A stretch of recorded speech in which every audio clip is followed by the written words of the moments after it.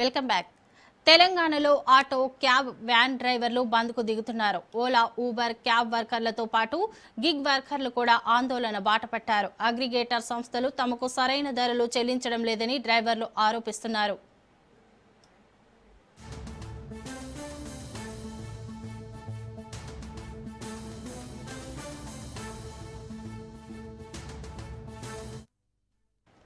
పెరిగిన ఇంధన ధరలు, వాహనాల నిర్వహణ ఖర్చులతో ఆదాయం గణనీయంగా తగ్గిపోయిందని వాపోతున్నారు.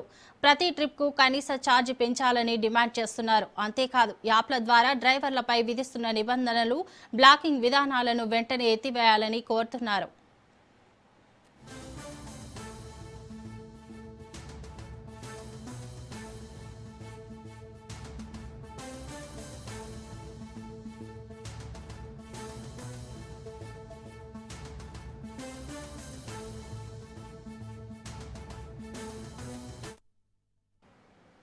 గిగ్ వర్కర్ల కోసం ప్రభుత్వం ప్రత్యేక సంక్షేమ చర్యలు చేపట్టాలని డిమాండ్ చేస్తున్నారు.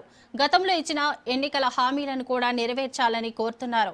తమ సమస్యలను ప్రభుత్వం, అగ్రిగేటర్ సంస్థలు వెంటనే పరిష్కరించాలని డిమాండ్ చేస్తూ డ్రైవర్లు చేపట్టనున్న బంద్తో రాష్ట్రంలో రవాణా వ్యవస్థపై తీవ్రంగా ప్రభావం పడే అవకాశం కనిపిస్తోంది.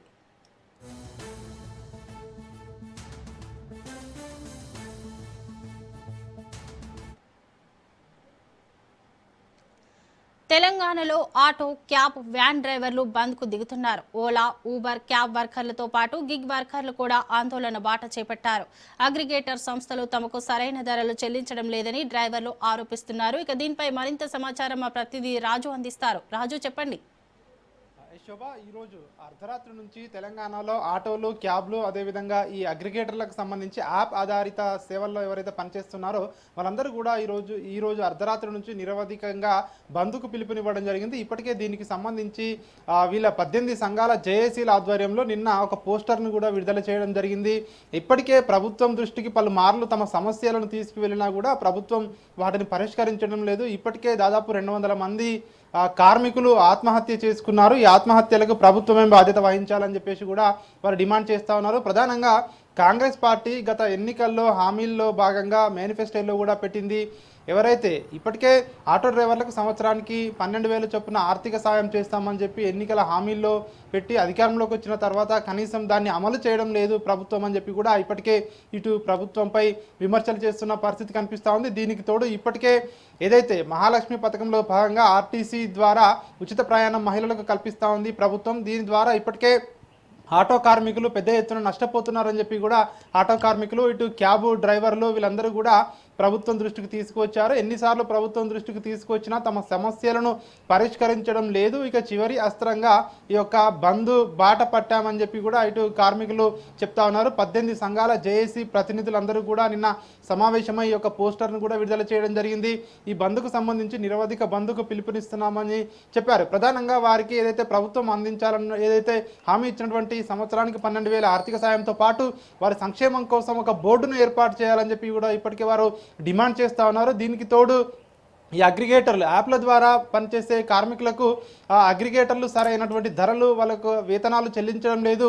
దానికి తగ్గట్టుగా వారి పనికి తగ్గట్టుగా కూడా ఆ వేతనం అందే విధంగా కూడా ప్రభుత్వం యొక్క నియంత్రణలోకి తీసుకురావాలి. వారికి ఏదైతే వారి పనికి తగ్గట్టుగా కూడా అగ్రిగేటర్లు చెల్లించే విధంగా కూడా ప్రభుత్వం కృషి చేయాలని చెప్పి కూడా వారు డిమాండ్ చేస్తూ ఉన్నారు. ఇక దీంతో పాటు మనం చూసుకున్నట్టయితే ఇప్పటికే ఏదైతే 200 మంది ఆత్మహత్యలు చేసుకున్నారో వారి కుటుంబాలను కూడా ప్రభుత్వమే ఆదుకోవాలని చెప్పి కూడా ప్రభుత్వాన్ని డిమాండ్ చేస్తూ ఉన్నారు. ముఖ్యంగా ఇప్పటికే ఏదైతే ఈ ఆటో, అదేవిధంగా ఇటు గిగ్ వర్కర్లు, ముఖ్యంగా ఈ క్యాబ్లు, వీరికి ఇప్పటికే ఏదైతే హైదరాబాద్లో పెండింగ్ చలాన్లు వీరిపై విపరీతంగా ఉన్నాయి. పోలీసులు మాపై పెండింగ్ ఏదైతే చలాన్లు ఉన్నాయి, ఈ పెండింగ్ చలాన్లలో 80% రాయితీ ఇవ్వాలని చెప్పి కూడా వీళ్ళైతే కోరుతా ఉన్నారు. అయితే హైదరాబాద్లో ఈరోజు అర్ధరాత్రి నుంచి ఈ చేపట్టబోయే ఈ బంద్ క్యాబ్ డ్రైవర్లు, ఆటో డ్రైవర్లు, అదేవిధంగా స్కూల్ వ్యాన్లకు సంబంధించి ఏవైతే ఈ ప్రైవేట్ వ్యాన్లు ఉంటాయో వీళ్ళందరూ కూడా ఈరోజు నుంచి బంద్ చేపట్టబోతా ఉన్నారు అర్ధరాత్రి నుంచి.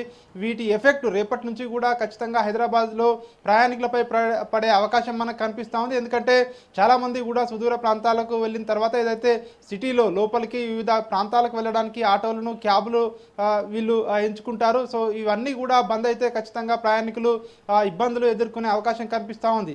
ఇక ముఖ్యంగా దీంతో పాటు ఏదైతే ప్రభుత్వం ఇచ్చినటువంటి హామీలు కానివచ్చు, అదేవిధంగా ఇక ప్రభుత్వం ఏదైతే ఈ ముఖ్యంగా ట్రాఫిక్ పోలీసుల నుంచి తీవ్రమైనటువంటి ఇబ్బందులు ఎదుర్కొంటున్నామని చెప్పేసి కూడా వారి యొక్క సమస్యలను వారి యొక్క ప్రభుత్వం దృష్టికి ఇప్పటికే తీసుకురావడం జరిగింది. ముఖ్యంగా పెండింగ్ చలాన్లపై రాయితీలు కానివచ్చు, అదేవిధంగా 3 వీలర్ లైసెన్స్ల ఏదైతే జారీలో ఏదైతే ఇటు రవాణా శాఖ అధికారులు వీరికి మరింత సులభతరం చేయాలని చెప్పేసి కూడా ఆ అంశాన్ని కూడా ప్రభుత్వం దృష్టికి తీసుకుని వచ్చారు. ఇక ఆర్టీసీ కూడా ఈవీ ఆటోలను తీసుకువచ్చే ఏదైతే ప్రపోజల్ చేస్తూ ఉందో, కసరత్తు చేస్తూ ఉందో, సో దీన్ని కూడా వెంటనే విరమించుకోవాలి. ఇప్పటికే పెద్ద ఎత్తున ఇటు ఆటో కార్మికులు, ఇటు క్యాబ్ కార్మికులు నష్టపోతూ ఉన్నారు.